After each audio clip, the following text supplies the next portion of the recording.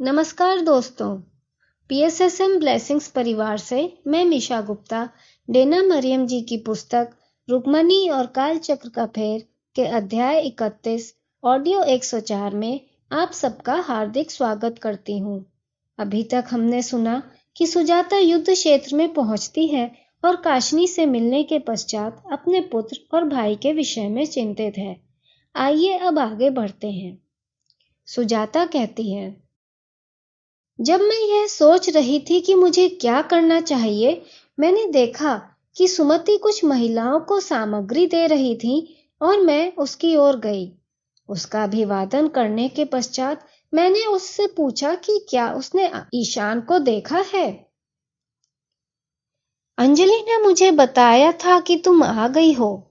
जो कुछ तुम पर बीती है उसके पश्चात सुजाता तुम्हें विश्राम करना चाहिए। मैंने ईशान को कुछ घंटे पहले उस दिशा में जाते हुए देखा था। उसने पूर्व की ओर संकेत किया। यहां से अधिक दूर नहीं है, वहां आगे वन में कंदराएं हैं। कदाचित ईशान ने सोचा हो कि तुम्हारा भाई उनमें से एक में छिपा होगा। वह क्यों छिपेगा? मैंने आश्चर्य से पूछा। माता ने कहा था कि कुछ नारायणी योद्धा जो युद्ध क्षेत्र छोड़कर चले गए थे, वे अकारण छिप गए हैं। उन्होंने कोई भूल नहीं की है, परंतु तुम जानती हो कि एक योद्धा के लिए युद्ध छोड़ना क्या होता है। वे तब भाग गए जब उन्होंने देखा कि दुर्योधन की सेना ने निश्चय पूर्वक अभिमन्यु पर कैसा आक्रमण किया था। उसने दुख से अपना सिर हिलाया। अब धर्म युद्ध के सिद्धांतों को त्याग दिया गया है।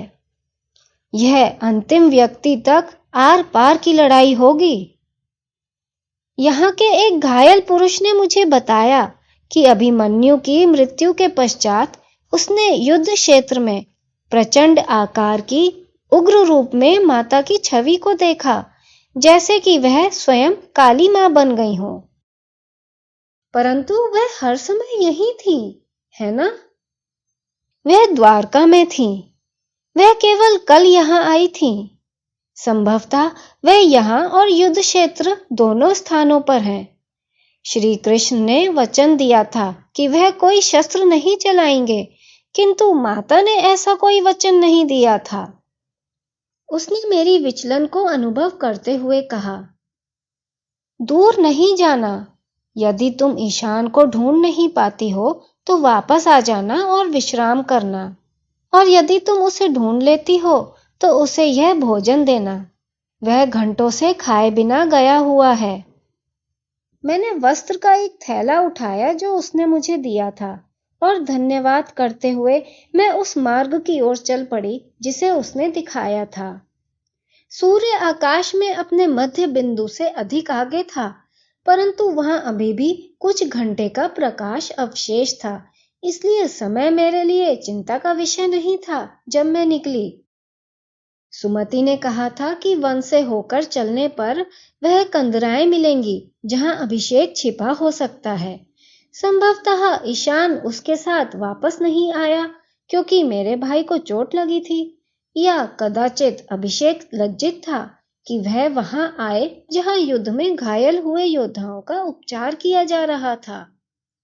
मैं अपने भाई को सही प्रकार से जानती थी कि उसका सम्मान उसके लिए सब कुछ था।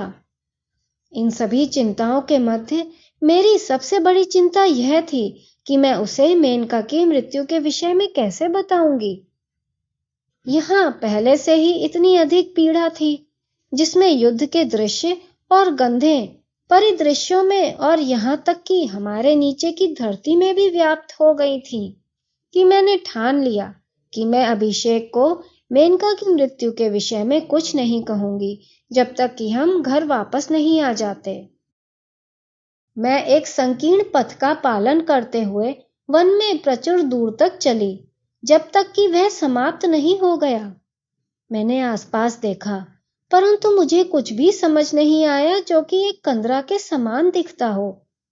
अपने कदमों को पीछे करते हुए मुझे यह बोध हुआ कि पथ में एक द्विविभाजित मार्ग था, और मैंने दाहिने वाले विभाजन को चुना था।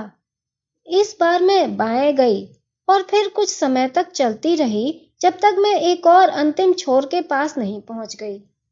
दृढ़ निश्चय के साथ मैंने अपने कदमों को पीछे किया, वापस जाते हुए जहां पथ विभाजित हुआ था। मेरा ध्यान एक और पथ पर गया और मैंने तय किया कि उसे परखूं। अब तक सूर्य क्षितिज के समीप आ गया था। वह पथ भी मुझे एक अंतिम छोर के पास ले गया जहां कोई और पथ ना तो किसी एक कंदरा की ओर और न ही वन से बाहर ले जाता था।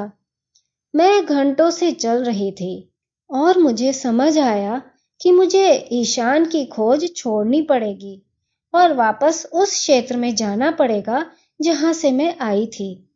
अपने कदमों को पीछे करते हुए मैं वह स्थान नहीं ढूंढ सकी जहां पथ विभाजित हुआ था। अज्ञानवश मैंने वन के एक नवीन भाग में प्रवेश कर लिया था जिसे मैं पहचानती नहीं थी।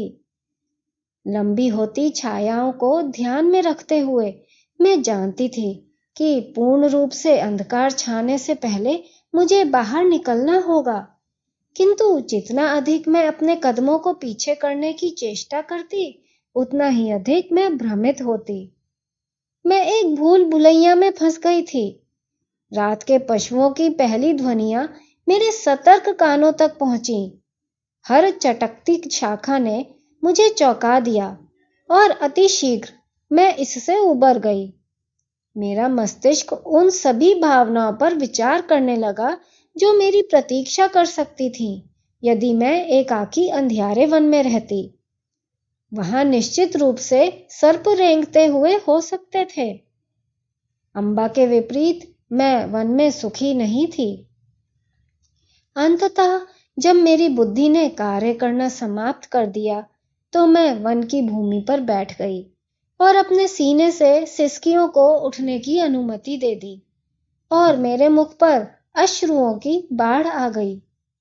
मेरी इस दुर्बल स्थिति में मेनका की मृत्यु का दुख, अभिषेक की चिंता और घायल लोगों के भयावह दृश्य ने मुझे जीत लिया। यह बस बहुत अधिक था। मुझे लगा कि मैं दुख के गहरे कुएं में डूब रही हूं जिससे मैं स्वयं से बाहर निकलने में सक्षम नहीं हूं। मैं पूर्णतः भटक गई थी।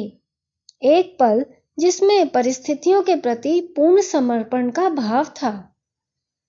मुझे नहीं पता था कि कौन से वन्य पशु वहां रहते थे और मुझे नहीं पता था कि मैं प्रातःकाल तक जीवित रह पाऊंगी या नहीं। मित्रों, क्या सुजाता को उस वन में किसी प्रकार की सहायता मिल पाएगी? जानेंगे अगली कड़ी में। धन्यवाद।